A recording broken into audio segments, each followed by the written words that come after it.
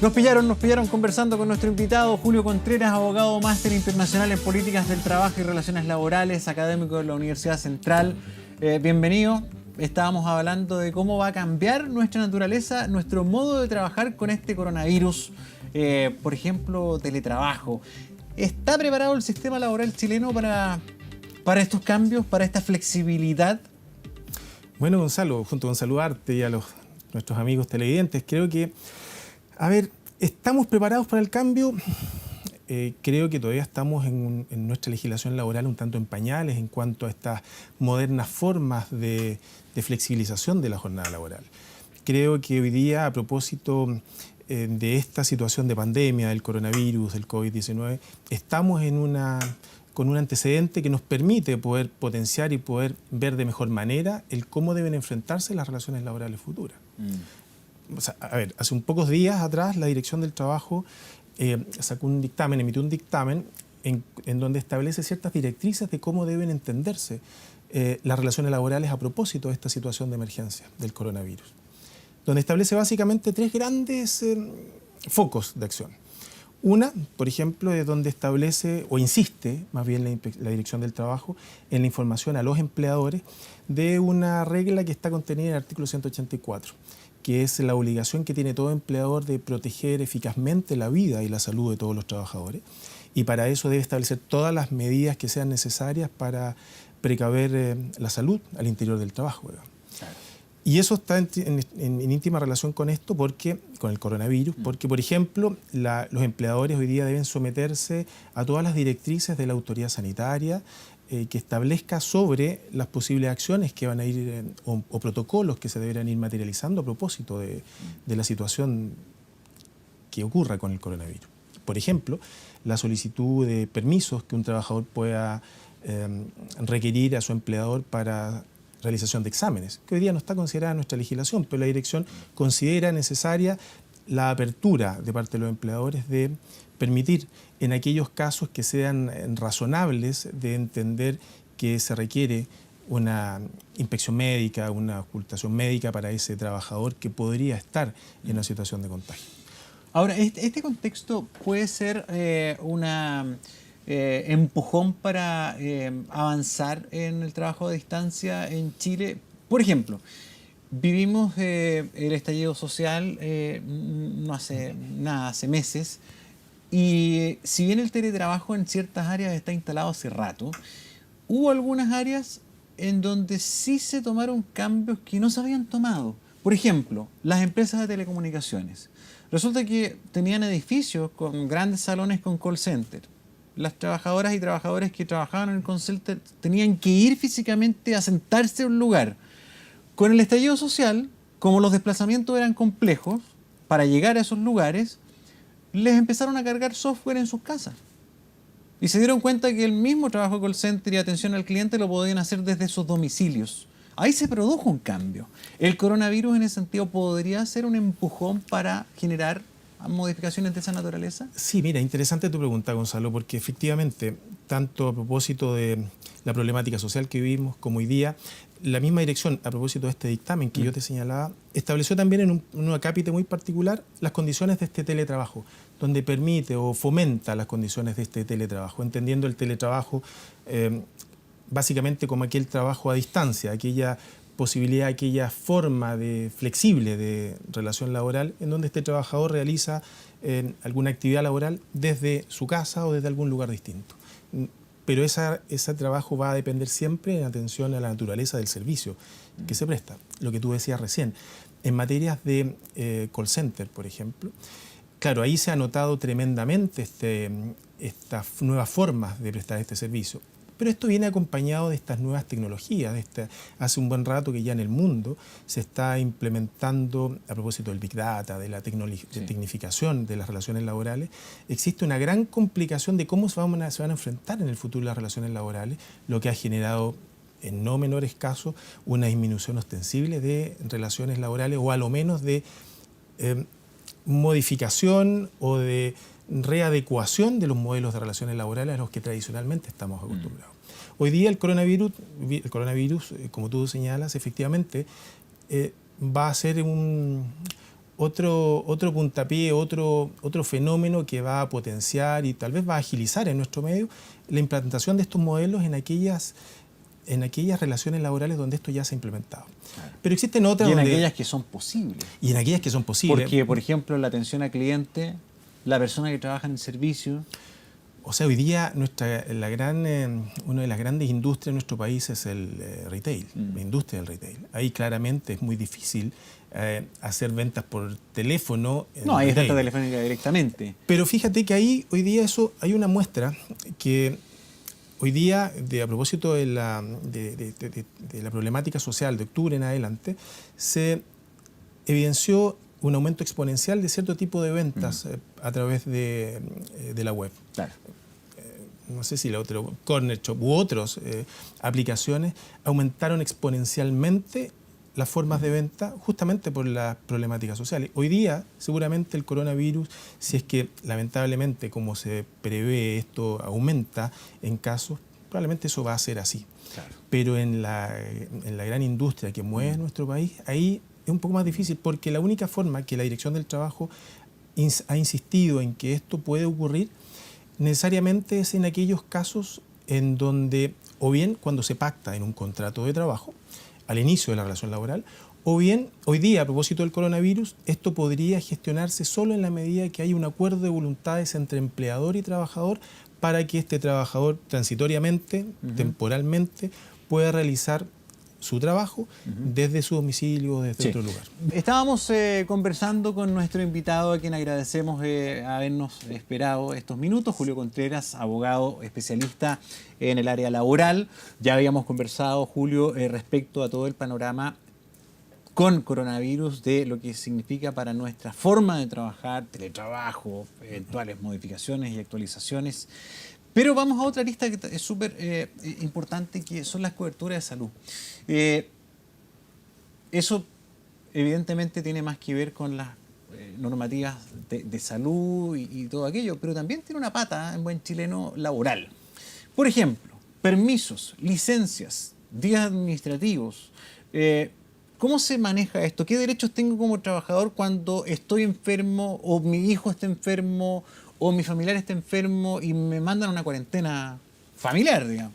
Mira, Gonzalo, tremendamente interesante el punto y a propósito de lo que decía el ministro, porque fíjate que el Ministerio de Salud hace poco tiempo, en enero, estableció un programa de defensa epidemiológica a propósito del coronavirus, que la misma Dirección del Trabajo en este dictamen 1116 que conversábamos, lo retoma y lo enfatiza.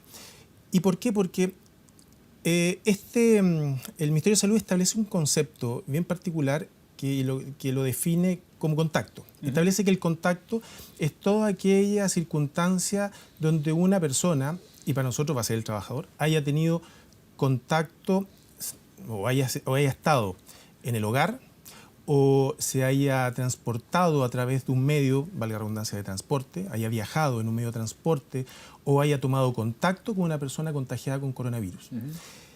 Cualquiera sea estas circunstancias, va a estar esta persona en situación de contacto. Para los efectos laborales eso es tremendamente importante porque hoy día un facultativo médico puede otorgar una licencia médica no solamente porque tú estés contagiado del coronavirus COVID-19, sino que también porque estés en una situación de contacto. Porque al estar en contacto, ese es un potencial sujeto y así está ocurriendo. Vector. Debemos estar al primer ministro canadiense que está haciendo la cuarentena porque su señora dio positivo. Exactamente. Entonces, ¿qué es lo que ocurre ahora? Para estos efectos, ¿qué nos importa en el ámbito laboral y para efectos de seguridad social? Para efectos laborales es que cómo se va a otorgar... Perdona, mira, y antes de entrar en esto hay que distinguir también si esta situación de contagio o de contacto se produce con ocasión o motivo de la relación laboral, por ejemplo, un viaje a una zona, una región de riesgo. Vas a Brasil, por ejemplo, vas a Europa, tienes que viajar, no sé. O esa enfermedad se produce por una situación personal, de viaje personal distinta. En una situación de contacto o de contagio para este afectado trabajador que sufre esta situación con motivo causa laboral, quien va a otorgar todas las prestaciones, tanto médicas, de protección, rehabilitación de salud, como también económicas, llámese la licencia médica, laboral, son los organismos administradores de la Ley de Accidentes del Trabajo y Enfermedades Profesionales, de la ley sujeto a la Ley 16.744. ¿Quién se pone? ¿Quién corre con las la mutuales. La mutual. La mutual. Ya. En el otro caso, si este contagio o esta persona afectada, este trabajador afectado, sea por contagio de coronavirus o sea porque se encuentra en situación de contacto y se le otorga una licencia médica por un facultativo médico, por cualquiera de las dos circunstancias, quien va a correr con los gastos, digamos, de las prestaciones médicas es la institución previsional respectiva, Obvio. FONASA o ISAPRE, a la que está acogido. Las prestaciones médicas. Las económicas, la licencia, tendrá que ahí resolverlo la autoridad correspondiente, la autoridad de seguridad social correspondiente para ver cómo va a operar en ese tema. Yo no te daría una respuesta no está zanjado hoy día, porque no está muy zanjado, para ver cuál va a ser la prestación económica, cómo va a operar el subsidio, esta licencia médica para esta persona que se encuentra en contacto. Te voy a llegar a cuestiones súper pedestres, pero yo creo que así se entienden las cosas. Mira, por ejemplo, mi familia apareció un caso. Nos mandaron a todos exámenes. Tengo que faltar 2 días, no tengo idea. Y en la pega me dicen, ya, perfecto. Bueno, aquí no hay licencia, pero ¿te ocupas 2 días de vacaciones? Tómate 2 días de vacaciones. Bueno, ya. Pero, ¿está bien, no está bien? O tu día administrativo. Cuando estamos hablando de una causa de fuerza mayor, no sé si me explico, porque son valores del trabajador. Por cierto, a ver, el mismo artículo 184, así como te señalaba al inicio de la entrevista, que establece la obligación para el empleador de precaver, también el empleador tiene que otorgar todas las condiciones necesarias para garantizar la higiene y la seguridad de un trabajador. En la medida que esto también, y esto no puede significar una vulneración de sus derechos o una afectación a las leyes laborales.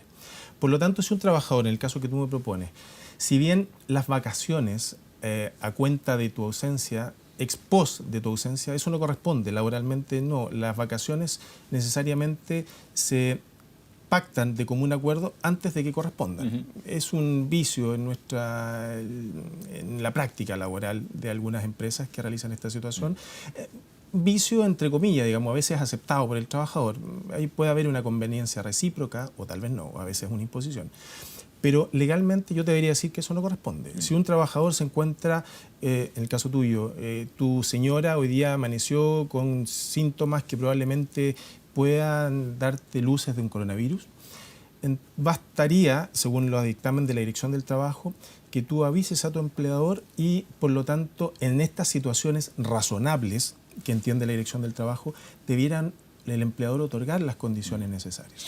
El problema es que esto, cuando se puede prestar abusos para una u otra parte, ahí ya es donde... Exacto. No, estamos hablando del patrón más normal. El patrón estándar. Exactamente. Uno puede entender que hay trabajadores que van a correr mayor riesgo. Así es. El trabajador sanitario. Desgraciadamente, en los países donde este virus ha estado presente, incluso la mayoría de las víctimas han sido trabajadores del área de salud. Médicos, auxiliares, técnicos, en fin, de los hospitales, porque están ahí, face to face. Pero ellos son trabajadores de salud, uno puede entender que es su naturaleza. Si no, sería como pedirle a un bombero que no se acercara al fuego. Pero hay otros trabajadores que prestan servicios que son de utilidad importantísima, que a lo mejor no necesariamente van a parar y se van a arriesgar. Chofer de micro. Ya, ese chofer de micro, ese conductor de bus de Transantiago, ¿puede esgrimir, por ejemplo, que está en riesgo su integridad física para ausentarse? Por ejemplo, el servicio de transporte se tiene que mantener y resulta que un trabajador dice, mire, ¿sabe qué? Yo estoy en contacto con gente todos los días y me voy a estar arriesgando. A lo mejor tengo incluso una edad, tengo más de 60. ¿Puede ser ya discutible como argumento laboral esa disputa?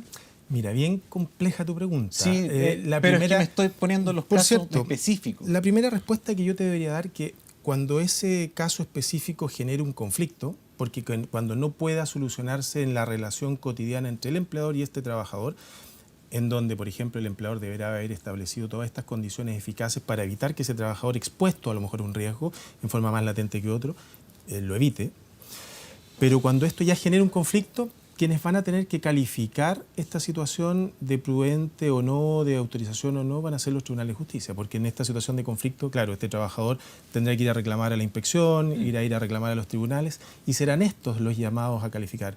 Sería maravilloso que yo te pudiera la respuesta, pero quienes están llamados a dar esa respuesta, a calificar si efectivamente constituye una justificante de este conductor ese riesgo latente al que se encuentre y que eso lo justifique para no concurrir a trabajar, me parece extremo, por cuanto es el empleador quien primero debe precaver estas circunstancias y debe otorgar los elementos de seguridad necesarios. Ante la omisión, actuarán los organismos administrativos respectivos, la Inspección del Trabajo, y serán ellos los que calificarán. Y posteriormente, claro, si este conflicto subyace, son los tribunales los que deberán establecer las condiciones, establecer a través de las precedentes, de su jurisprudencia, las condiciones de cómo poder ir caminando, navegando en este camino conflictuoso de las relaciones laborales. Porque en el estándar que tú señalabas de la buena fe constante y permanente, tanto el empleador como el trabajador, eso normalmente se soluciona en la dinámica propia. Y dicho propia. sea de paso, en la mayoría de los casos, sobre todo en circunstancias excepcionales, así se da. Estamos no me cabe hablando duda de de si las tú llamas, excepciones. no te van a hacer problema. Pero hay